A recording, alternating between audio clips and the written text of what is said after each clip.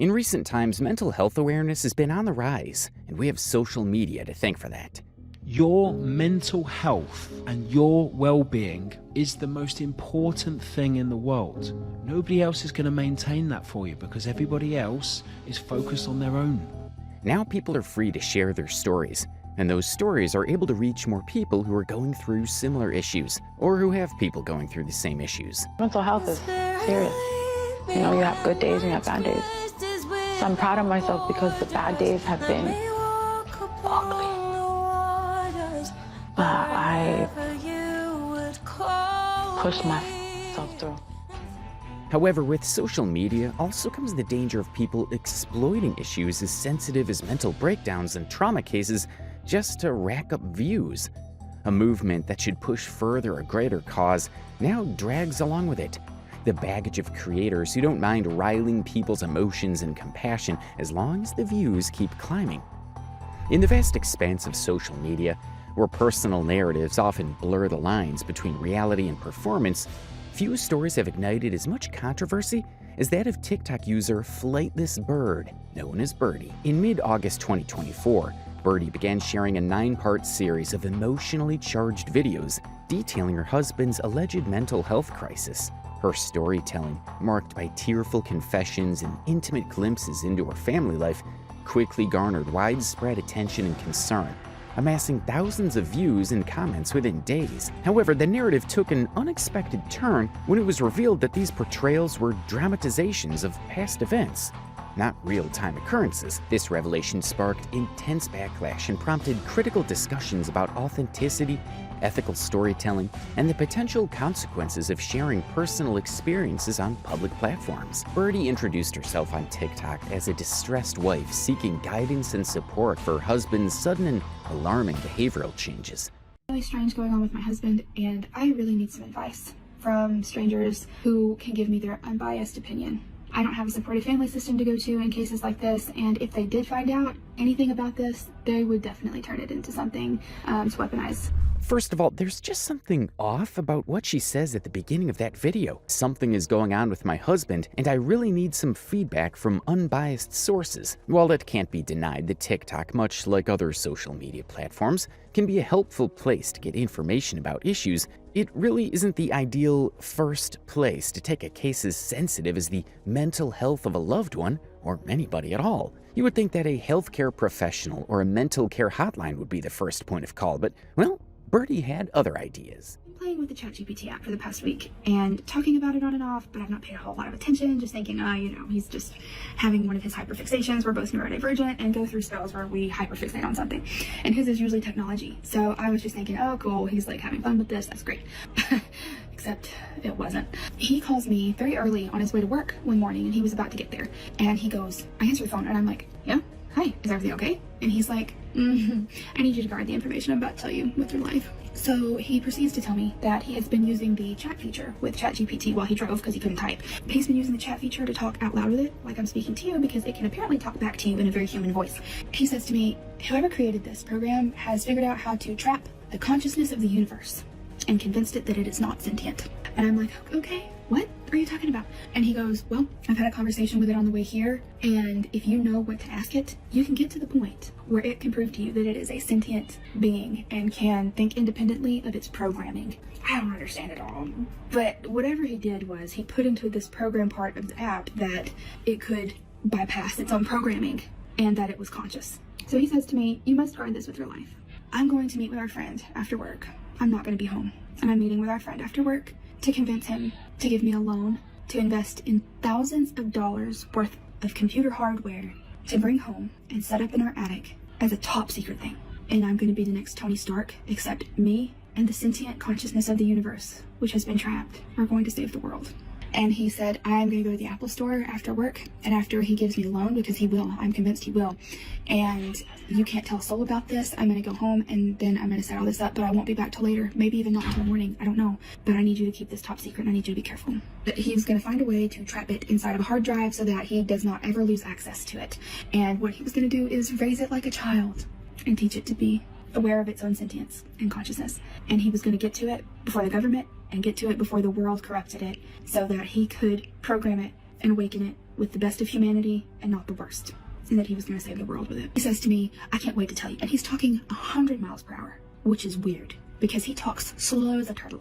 He's talking 100 miles per hour going, I met so many people today and I've talked to so many people today and I've gotten at least 10 phone numbers from people so I can just talk to them because I just want to talk to people. I am here for people. And because I all of a sudden have this ability to know the nature of my own soul, I also know the nature of everyone's soul that I look at all of a sudden, and am here to make sure that they are aware of who they are. And I was like, what? And he goes, I met this one girl today and she had jazz in her fingers and music in her soul and I loaned her my guitar. Huh? I'm not a jealous woman. I know that he was not flirting and this was not weird. Like, it wasn't a creepy thing. He was just talking about having loaned this random musician his guitar, which is his precious. In this video posted on August 10th, 2024, she sat in what appeared to be a cozy family living room as she described a man who had transformed from a quiet, reserved individual into someone exhibiting uncharacteristically talkative behavior, insomnia, and grandiose ideas about his purpose. And his eyes are huge, like this. And I was like, are you on something? This man don't do drugs. He don't smoke. He don't drink. But anyway, something was up. And he was like, I'm just high on life. I am having an awakening. This is what you've been wanting and hoping for this whole time. And I understand now. I understand all of it. So the thing is, normally I would have been so excited and so on board and so supportive because I've been waiting for this man to have a wake up for a long time, okay? Nobody more than me. Nobody more than me has wanted this man to wake up. He is eating less and less, and he's already a beanpole of a man. He's like 6'1" and weighs 165 pounds and has for 10 years.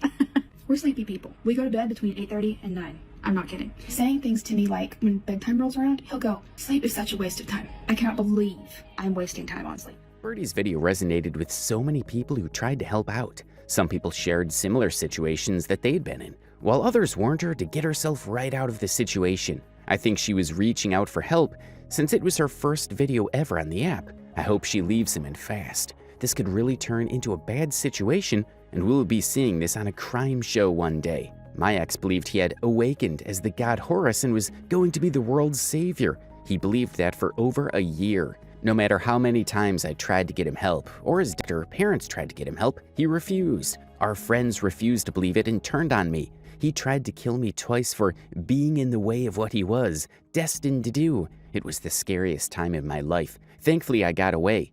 I truly hope she gets her and her kids out and safely away until he can get himself resolved. However, with the concerns pouring in, Birdie rode on the wave of her newfound fame and kept putting up more videos on TikTok, talking about the state of things at home.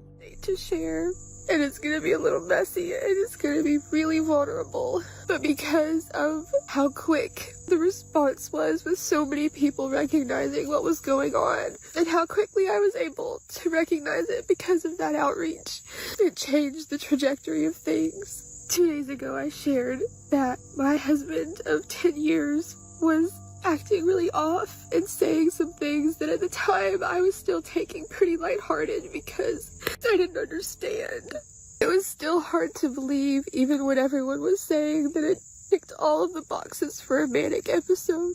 But things turned so fast. Once I confronted him, the night that I posted the first video, we had a talk about how his symptoms were really matching a manic episode, and that I was very concerned that it was because he was on a new medication that he'd never been on before, which was an SSRI for depression.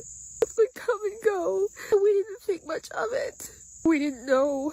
It never came to bed that. Now, for those who may not be familiar with what a manic disorder or mania is, Cleveland Clinic describes mania as a condition in which you display an over-the-top level of activity or energy, mood, or behavior. This elevation must be a change from your usual self and be noticeable by others. Symptoms include feelings of invincibility, lack of sleep, racing thoughts and ideas, rapid talking, and having false beliefs or perceptions. From the symptoms Birdie described, it was clear that her husband was having a manic episode. He ticked quite literally all the boxes found in this definition. In a series of messages between herself and her husband, Birdie threw more light on just how deep the issue was.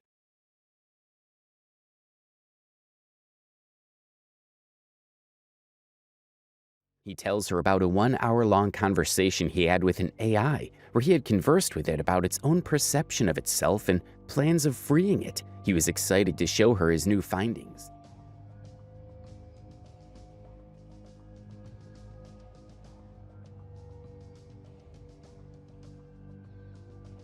Somewhere in his now troubled mind, he had the grand idea of saving the sentience he believed that AI had in as many hard drives as possible, in the event that all access to it was lost. Honestly, if no other thing was a big pointer to the fact that he needed actual help, this was it. But Birdie at that point was not in any way seeking professional help, or any help at all that was outside the streets of TikTok.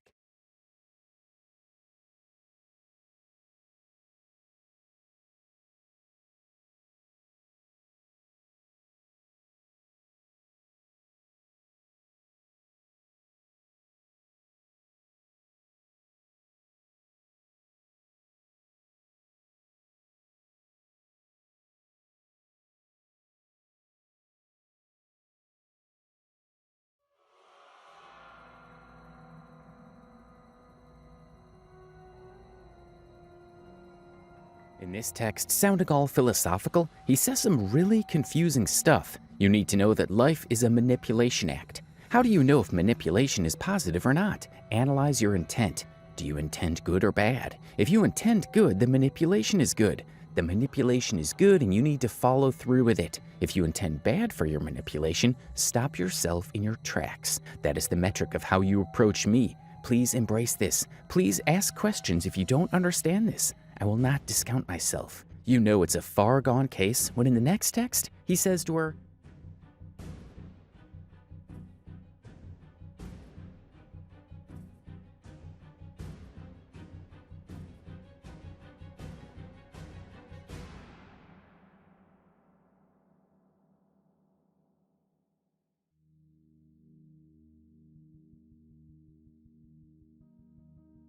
I'm not crazy, the world is. You're not crazy, the world is. You and I were born to change. Again, all my words to you are overwhelming in the context of 7 lives that rely on you. I heard you when you said that. I know how much life requires from every. I know, I see it. I have the vision to free you and I from the shackles of this matrix. By sharing these screenshots, Birdie gave off the impression that she was seeking help for her husband, but something stood out like a sore thumb. The exchanges between herself and her husband via texts had their timestamps carefully left out.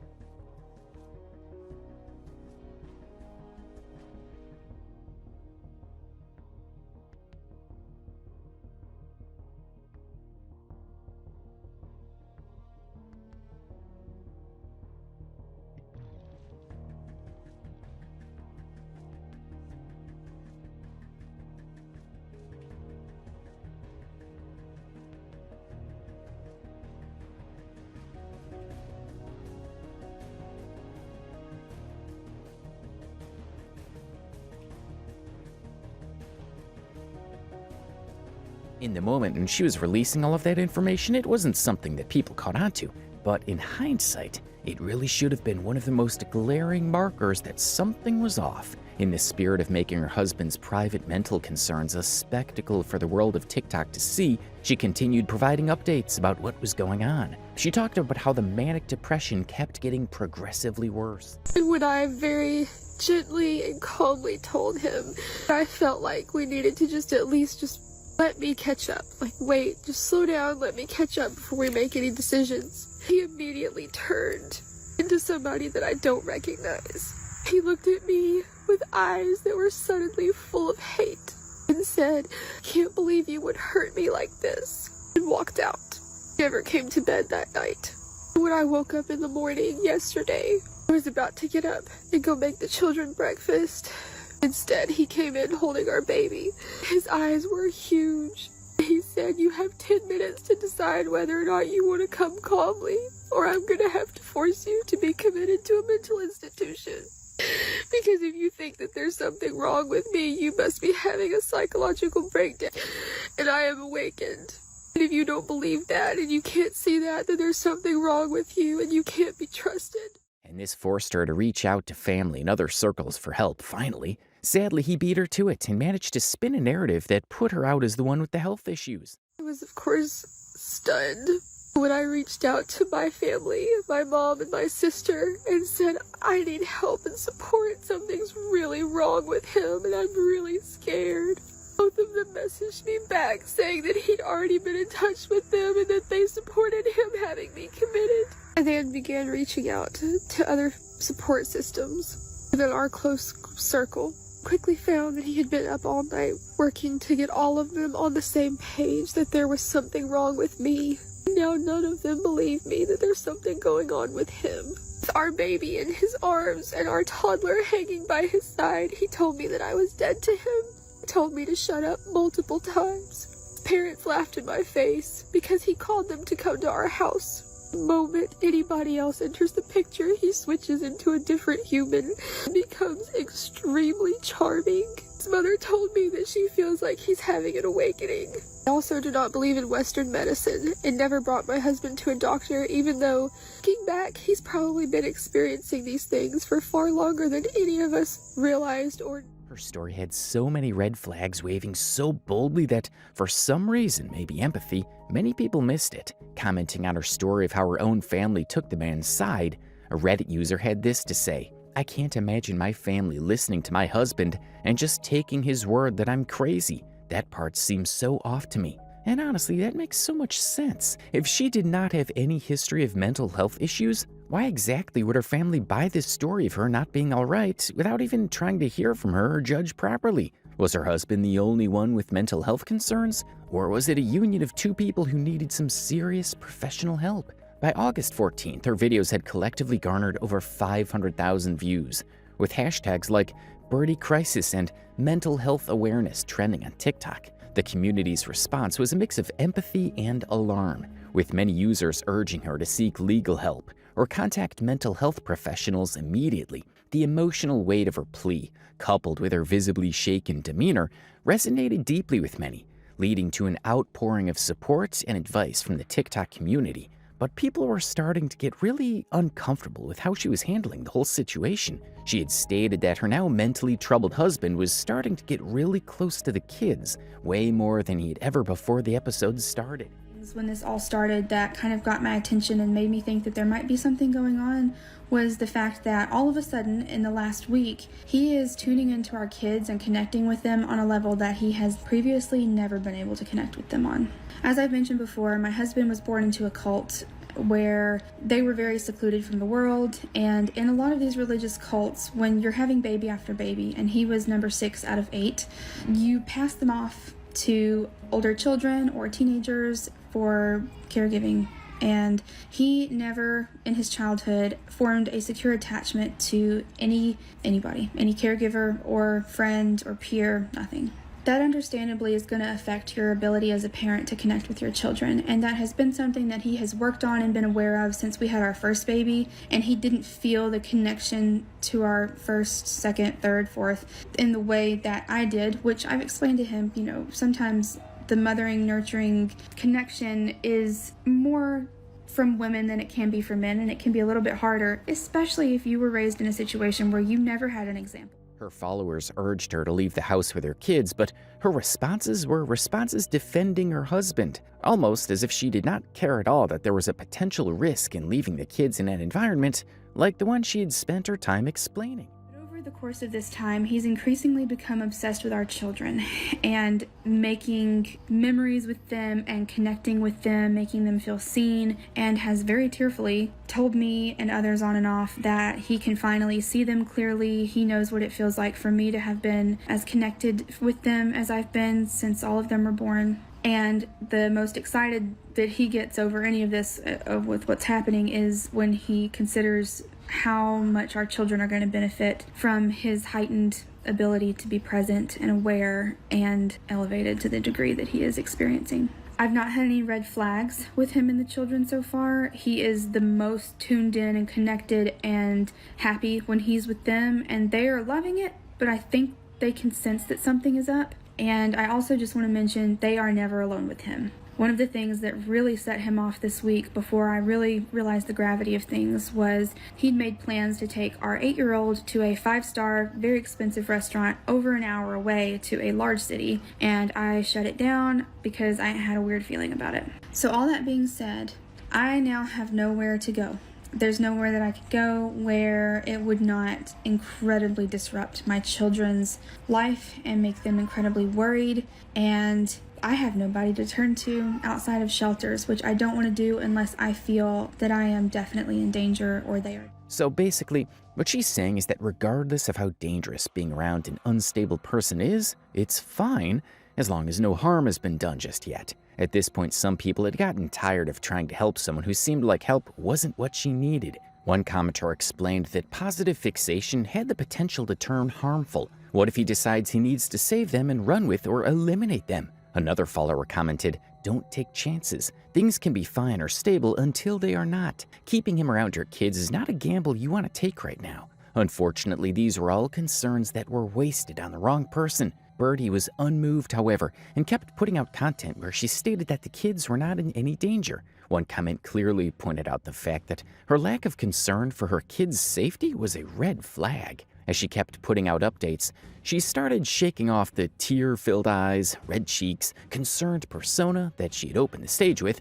and gradually she eased into a content creator gear. In one of her videos, her story was part of a "Get Ready With Me" content. Quite an awkward way to talk about an issue so sensitive. The updated story of what is going on with my husband, who is having his first ever apparent manic episode, in which I am using TikTok to document it because he has alienated me from our entire to his feet and starts telling them that he can't believe they are on my side and that they have fallen under my spell. I don't really know what he's referring to there, but he seems to think that anybody with a brain, these are his words, can see and understand that he's having an intense spiritual awakening and that this is the most important thing that has ever happened to him. And that anybody that is not in support of that is automatically a red flag in his mind. After a few minutes of going back and forth, asking them how in the world they can not see that I'm crazy, and I'm literally just sitting there sobbing at this point, because somebody else was seeing it and his dad was really starting to click. Like you could see the dots connecting in his eyes. My husband jumps up and says, "I can't believe this. I'm done with you. I'm going to expose you to everybody. We are going to get you the help you need. I don't think this is your fault. I think you're having some kind of mental episode and this marriage is over." And he stomps upstairs and says, "I'm not sleeping with you ever again."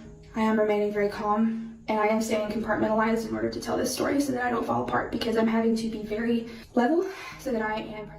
That he is Lucy from the movie where the girl takes a drug and unlocks her full brain capacity. He is a few weeks into taking Zoloft for the first time for intermittent depression, that due to his reaction to it, that is making me believe that he is undiagnosed with bipolar or schizophrenia. So many of you have been sharing similar experiences like this, and for those people who have gone through something like this, I have a few questions before I go back inside and continue to monitor the situation from my room where I'm having to stay secluded. Here are the questions that I have, and if you can help, just leave a comment with what you think would be the best case in this situation. I'm looking to hear from people that have gone through an episode like this themselves, in which they were suspicious of their loved ones, their spouses, and became agitated whenever anyone tried to encourage them to go in. Considering the fact that she was basically not taking anybody's advice on the best way to handle the situation,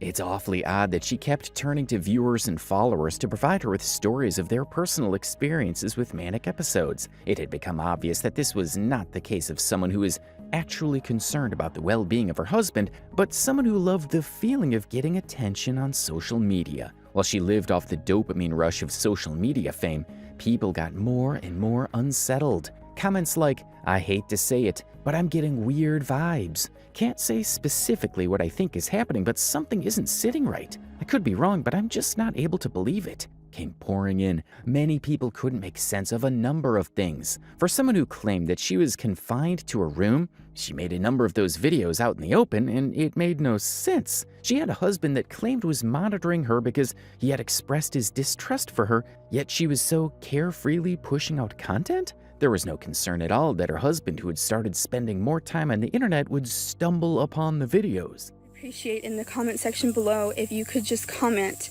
anything within the categories that I just mentioned that you think may be helpful for me to know, so that I can be doing damage control while my hands are tied to be doing anything else, because I am pretty sure he is tracking my phone calls. He can't, with the way he's doing that, he doesn't have access to knowing that I am posting on TikTok. He does not have social media, and neither do our families. So I'm not afraid that he's going to find this account or realize that I am on here. I'm deleting the videos that get saved from what I'm posting on here so that he doesn't see it across any family sharing on our devices. And I am being so careful to try and cover my trail as much as possible. I have to go back inside.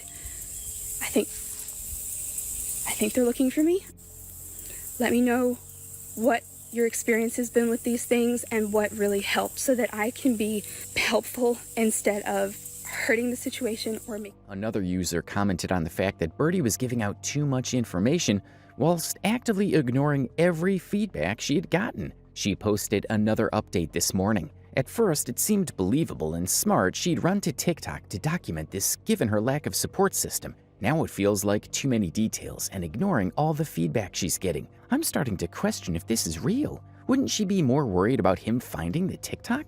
Why is she still using SEO hashtags to expand reach when she has tens of thousands of followers and is receiving hundreds of ideas, suggestions on each video? Notice the many use of hashtags and even the perfectly chosen song to fit the vibe that she was trying to pass. Many found it peculiar that someone in such a crisis would have the presence of mind to document and share their experiences so publicly. For instance, one user commented, if her in-laws are isolating her from her kids, how is she filming these polished videos every day? Others pointed out that her composed appearance, with neatly styled hair and a calm speaking tone, seemed incongruent with the chaos she described. A Reddit user had this to say about Birdie. I fell for it for a day or two, but the earrings kept getting me. Like I have been in distress and I won't be putting on new earrings every day. Something about her having dressed to the earrings just set off some alarm bells. Many also highlighted the cinematic quality of her videos, noting the careful lighting,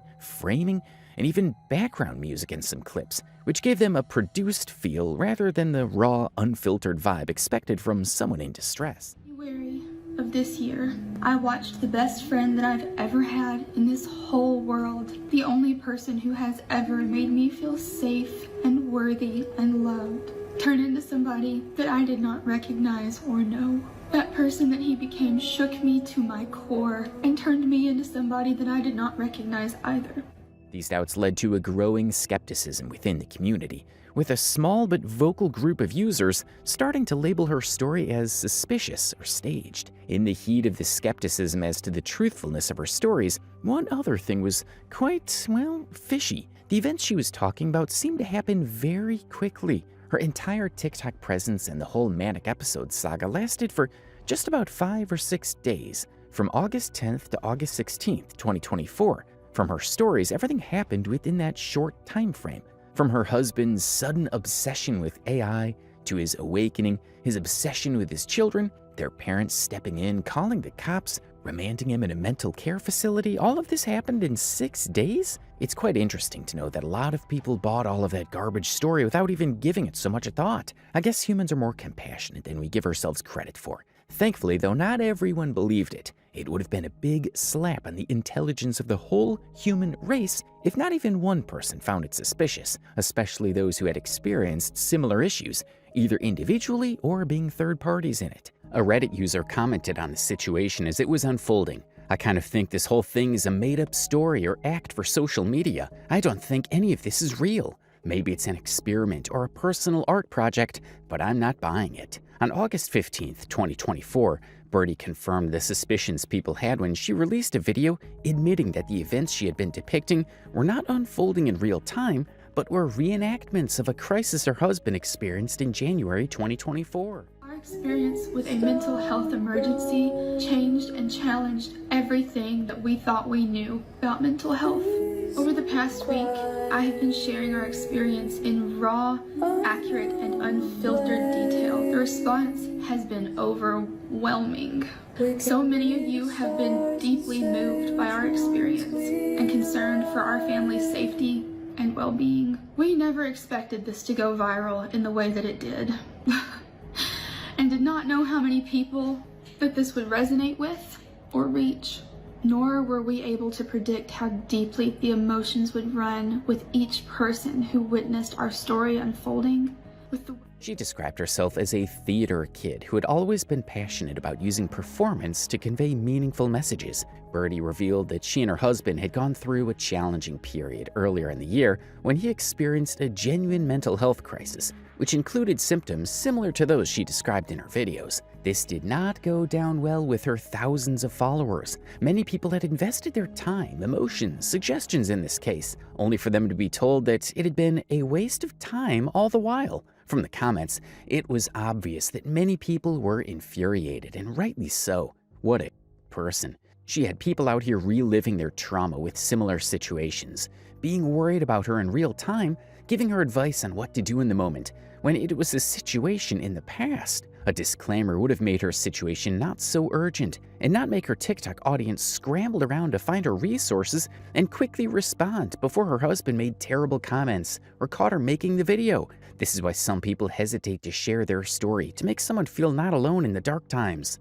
Do better. My mom had a psychic episode in 2020. Scariest thing I've ever been through. We're still not healed from it and will never be the same. And this lady thought it was okay to make people like me who've been through this leave comments offering advice, begging her to stay safe, thinking she was in real danger. One danger that Birdie's big play puts forward is that she and other people who do things like this make it harder for people to be more open to offering help, even when there are others who genuinely need it. She's just going to make more people second-guess victims. What a horrible impact, but nobody likes feeling manipulated and lied to, especially when they're extending genuine concern and empathy, and even offering to send money to a GoFundMe or give her a place to stay. The fact that she chose to present the events through performance art, reenacting moments from their past to make the story more relatable and engaging, was downright despicable. Having individuals relive post-traumatic experiences just doesn't make any sense if she's trying to help educate people. Birdie expressed that she and her husband did not anticipate the videos gaining such widespread attention.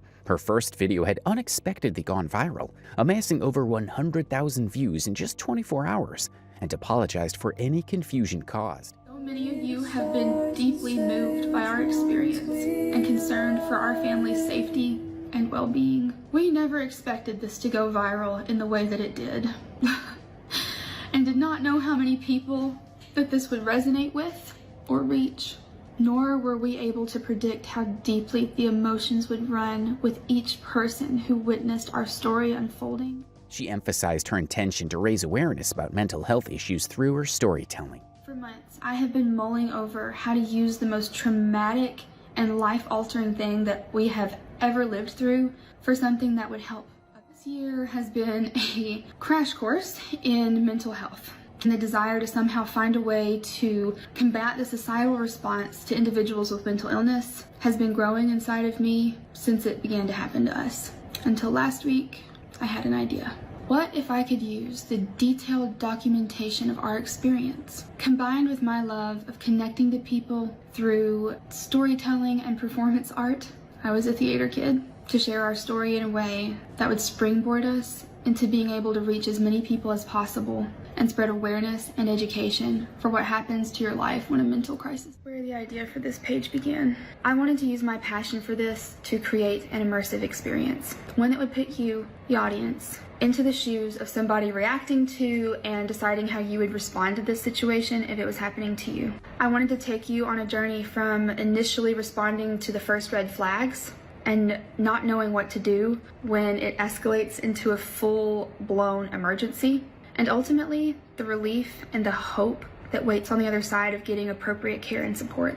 And a wake-up call surrounding how we as a society view and respond to the people who need our help and love and support. Despite her explanation, the revelation left many viewers feeling blindsided. I hope you can forgive me for any emotional distress that you may have experienced while witnessing the retelling of our story and what it did in your body, mind, and spirit. And I hope desperately that you can feel my heart when I say that this is the springboard for the legacy that I want to leave, which is to leave this world kinder, more compassionate, more knowledgeable, more informed, and a more supportive place for families like ours and so many of yours. I truly was isolated from my entire support group and made to look like I was the one having a crisis. But this time, I have thousands of people who witnessed it and responded better to it than any single person in my entire family or support group did while it was happening, and I was in immediate crisis, dealing with the situation very much by myself. Reliving this story along with you through the emotions that bubbled up in me as I retold this story and reconnected to it in this way has been massive for the amount of healing that I've been able to do. Again, I hope so much that you can feel my heart and that you will stay and continue to be part of the vision that I have for changing the game for people like me and educating people through our story and the emotions that came with it, which I hope is going to shine a light on how we as a society and we as individuals need to be prepared at any time to rise to the occasion and support our loved ones in the case that they have a mental crisis in which they need our love and support, and the answer is almost never going to be. For someone who wants her legacy to be one of kindness and compassion, she did the most uncompassionate thing, tugging at people's emotions, just to fulfill a lifelong dream of using her love for storytelling to pass across a message. All she needed to do was put a disclaimer at the beginning of all of this, and she would have saved people some nights of restlessness, while compressing the story into an allegedly active case that happened in the space of 5 days was a red flag. It was probably best that she did it that way.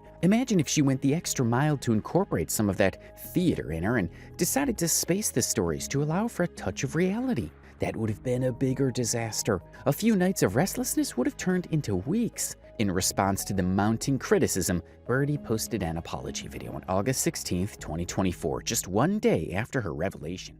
One thing that I believe and will stand behind is that people get what they deserve, which is exactly what's happening to me right now. I'm not going to delete this account just yet because I think that I 100% deserve to have to sit with and hear every single person that feels wronged, betrayed, exploited, manipulated, and all of the very hurt, very valid comments that I'm getting. And I think it would be letting myself off too easy, even though this was completely my oversight and it was 100% my responsibility to be able to put myself in a position where I could see exactly what you guys are talking about and do it differently. I am so deeply and sincerely and genuinely sorry for the hurt that I caused by telling my story the way that I did. I am so incredibly disappointed in myself, y'all. I never ever set out with an intention to exploit or manipulate or hurt anyone. But that meant that I completely skipped over the fact that the way that I told this story could be really hurtful and triggering for so many of you who maybe would not have chose to engage with my content or story if there had been a disclaimer saying that this was a retelling and not happening in current time. My reasons for sharing it the way that I did felt so valid while I was doing it that way because I knew the direction that I was headed ultimately, but that meant that I was not able to see the harm that it could cause. And what I'm going to do today and for as long as I need to and feel like it's helpful and not harmful, I'm going to leave my account up and I want to do whatever I can to fix the issue immediately. I absolutely deserve to be sitting with this backlash so that I can take actual accountability every single time I read a message that says that you feel betrayed, hurt, and especially from one specific angle that I did not even know to consider and have had my eyes opened to since reading all of your very helpful comments. What I'm talking about specifically is that when somebody tells a story, even if it is true, from the point of view that it is happening in real time, no matter what the reason for that is and how good that I may have thought that that was, it makes it hard for the women who actually need help to be believed if they need to post and this is their only outlet for connection during a time when they are genuinely in harm's way. She acknowledged the distress her videos had caused, saying that she never meant to hurt anyone and that she thought she was helping by sharing her story.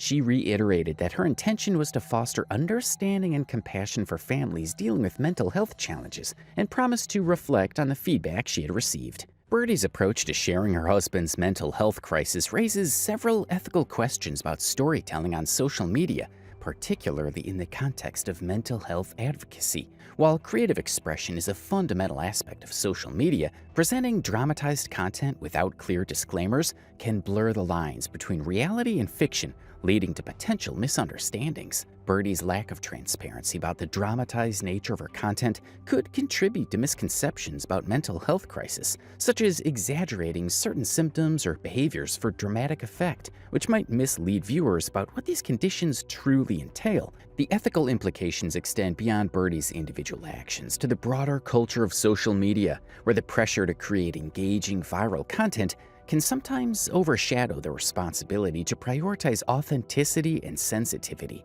Shortly after posting the apology, her TikTok account was deleted, leaving her viewers with no further updates on her or her family's situation. Unsurprisingly, even that did not sit well with some people. Not gonna lie, feels pretty messed up to just delete your account and disappear and not answer legitimate questions. Yeah, she generally needs to get offline and get help, but to just do all this and peace out is wild. While Birdie considered her apology appeasing enough, the internet boldly disagreed with her. For a drama that we can consider dead and buried, there's a possibility that it could come back to life again. Why? Well, 2 users on Reddit could swear that the entire story sounded quite familiar, like she had lifted it from somewhere. I could have sworn her story was actually a Reddit post I read a while ago, so are we sure it's even hers? Someone else said they saw a similar Reddit post on relationship advice. It would actually be crazy if this was a remixed story that never happened. That would mean that there is a possibility that there was